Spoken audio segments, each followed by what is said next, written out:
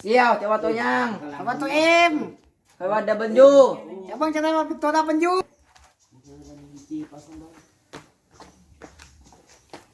เขาว่าเป็นตัวดับเบิลยู คอยว่าตัวเอ็มกันได้ไหม แต่ไม่ใช่มาตัดสินเอาบัดนี้ ไอ้จำมันนี่ เดี๋ยวเขาสิตัดสินให้เขาว่าแม่นเลข3 เอาแล้วบัดนี้ อะก้อย ว่าอย่างชิมันชิมีเรื่องนี่นี่ ทำเนี่ยเขาว่าตัวดับเบิลยู ตัวเอ็ม เขาว่าเลข3อะก้อย ยตายโลดบัดนี้ ทำไมสิมาตัดสินให้เฮาบัดนี้ เลือกลัวใครบ่เลือกลัวใครบ่เลือกลัวโอ้ยไม่เลือกบ่โอ้ยเฮาได้ ย่างนี่ไอ้เบี้ยจะว่าเป็นตัวย่าง ว่าอยู่มึงเวียดนี่เป็นอะไรหัวน้องนี่มึงเวียดนี่ไม่ใช่เหรอ เอาแล้ว จอตัวนั้นจะว่าจะสิตัวเอ็มโอ้ขนาดนี้ใส่ขักนี่นี่แต่ไม่ใช่นี่อู้ขักนี่นะขักเลยยังไงนี่ขาแล้ว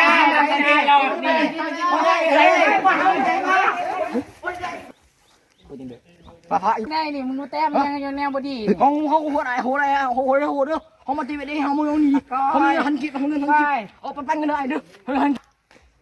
บ้าบักกันนี่ ห้องมึงหันกิบไป บ้าบักกันนี่ จะได้แล้วที่ไหนกันแล้วบักกันนี่อย่าได้อย่าได้อย่าได้ที่ไอ้หัวหัวไอ้หัวเด้อหัวแรงหัวเขาจะไปเอาเลยหัวไปเลยหัวแรงเอาโอ้ข่อยหาก็มาแต่เวียดอีมือเดียวข่อยเขาตีทำโอ้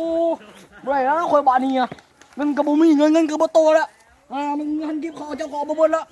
ตายแล้วข่อยมาจีเวียดมือเดียวนี่โอ้เงินกระบุมีจ่ายแล้วเงินอันเอาไปไอ้เขาได้เงินน่ะตายแล้วบ้านนี้เงินโอ้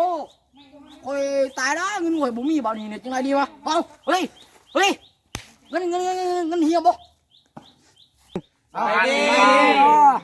เอาพวกเขา ทีมงาน พูดคำสตูดิโอ วันนี้ เจ้าอันนี้คอยซื้อเฮาต้นน่ะเจ้าซื้อเฮา คอยซื้อแม็กเนาะ เจ้าดิ อันนี้เสื้อมึงเบงเนาะนามสกุลอัครวงศ์ อันนี้ซื้อแม็กเนาะนามสกุลไซยราชเนาะ อันนี้ซื้อเอาห้องเนาะเอาห้องมีสุตังมูได้มาตีแบบเอ้